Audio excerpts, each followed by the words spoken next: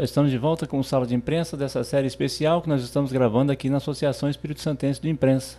E hoje nós temos o privilégio, como disse no primeiro bloco, de receber a ilustre presença do presidente do Tribunal de Justiça do Estado do Espírito Santo, desembargador Dr. Pedro Valcel Rosa. Dr. Pedro, aconteceu nos últimos meses desse ano, marcadamente a gente viu em todo o Brasil, em Guarapari a gente viu, Guarapari é minha terra, em Vitória a gente viu também, lá não foi diferente, manifestações de toda a ordem, algumas, me permito dizer, até abusivas, mas as manifestações aconteceram em todo o país, aqui não foi diferente. Como é que o senhor vê, sob a ótica de cidadão e desembargador, essas manifestações? Eu vejo, acima de tudo, com esperança.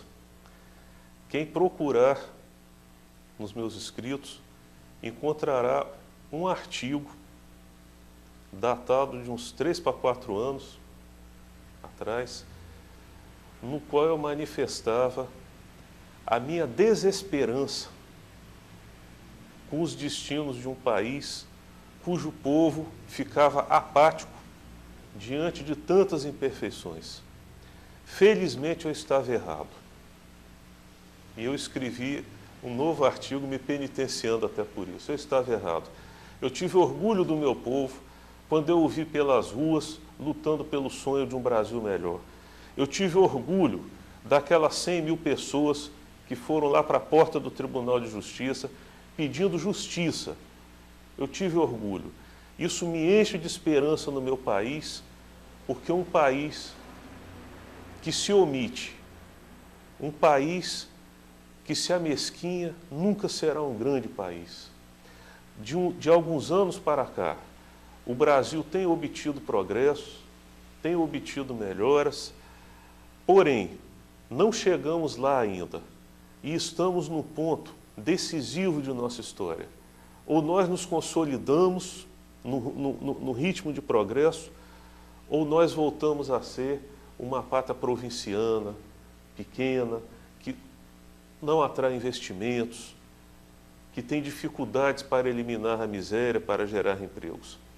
Há alguns dias, eu li um relatório produzido pelo Conselho de Inteligência dos Estados Unidos da América, chamado Global Trends 2030.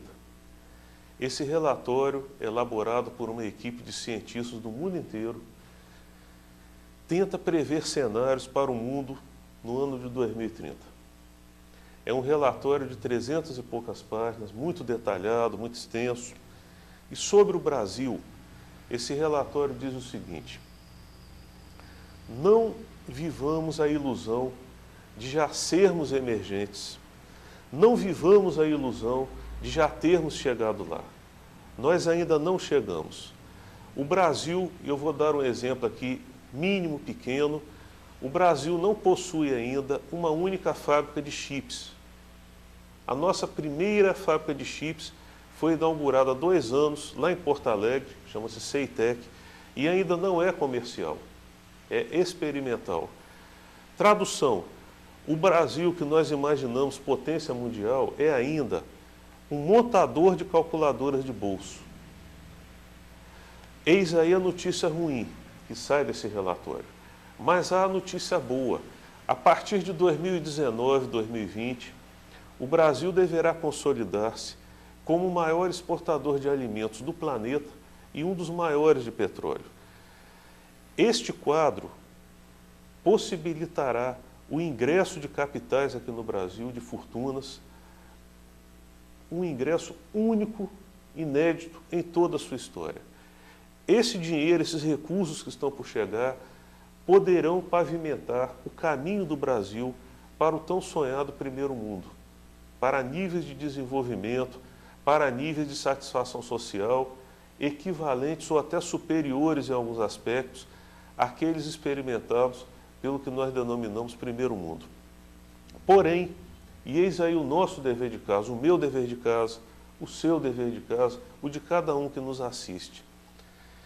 Se até 2019, 2020, o Brasil não conseguir reduzir os índices de criminalidade de rua e corrupção instalada no poder público, esse dinheiro, esse recurso, essa riqueza que está por chegar, será em grande parte desperdiçada e o Brasil tenderá a seguir um caminho que o levará irreversivelmente, dentro de um médio prazo, à realidade vivida hoje pela Índia, um país riquíssimo, altamente desenvolvido tecnologicamente, porém, um país desigual e, por isso mesmo, muito conflituoso.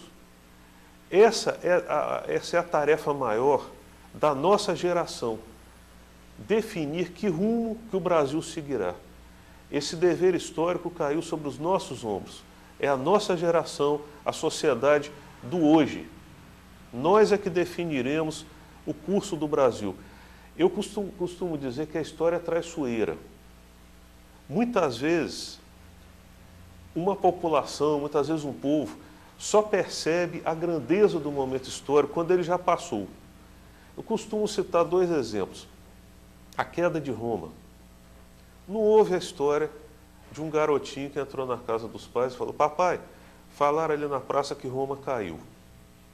Não foi assim. E também não houve, vamos lá, o Renascimento, 2 mulheres conversando em um salão e uma fala para outra: estão comentando aí que já houve o Renascimento. Ou seja, isso jamais aconteceu. Foram processos históricos que levaram anos e que só lá na frente foram percebidos como queda de Roma, foram percebidos como renascimento. O Brasil hoje está em um desses momentos cruciais, está em uma dessas encruzilhadas da história.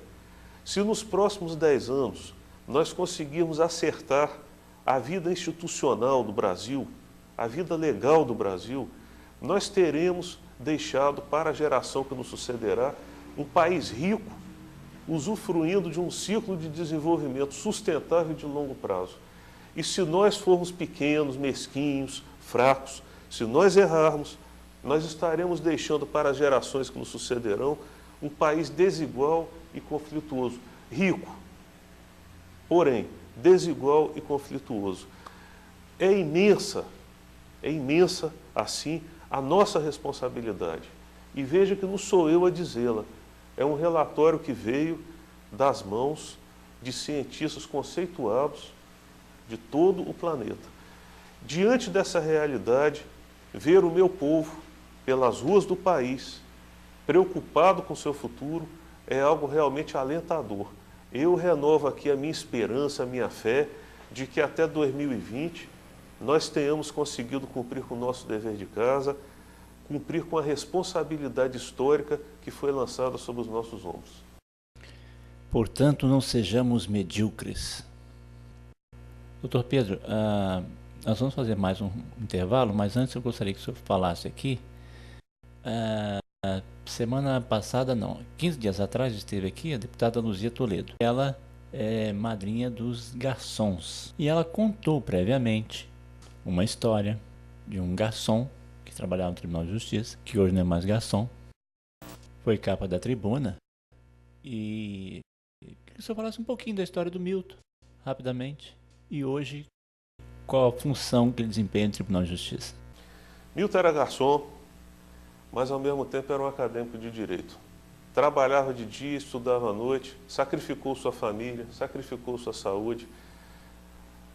Há um detalhe que poucos conhecem: além de trabalhar de dia e estudar à noite, ele ia ao gabinete do desembargador William Silva, que é de Câmara Criminal, para olhar processos e tentar aprender ainda mais. Essa pessoa formou-se em Direito e eu me senti na obrigação de dar a ela um cargo comissionado, assessor de juiz. Esse exemplo, eu dizia para o Milton, antes da posse dele, esse exemplo deve ficar para toda uma comunidade, para toda uma população. O Milton já não se pertence, ele pertence a todos aqueles que com dificuldade estão lutando por uma vida melhor. E há uma mensagem também subliminar que o Milton deixa para todos nós, a de como o nosso país é bonito. O Milton, se fosse francês, inglês, japonês, dificilmente teria conseguido. Porque o mudar de classe social nesses países é algo muito mais complicado. São sociedades muito mais estratificadas, muito mais engessadas. O Brasil não. O Brasil tem essa beleza. É uma sociedade aberta. E se o Milton daqui a 3 anos fizer um concurso de juiz e passar, lá estará ele como juiz, o que seria impensável na maioria dos países do chamado primeiro mundo. Então fica aqui a primeira mensagem do Milton: trabalhe que vale a pena, se esforce que você chegará lá. E a segunda mensagem que o Milton nos deixa: que país belo é o Brasil.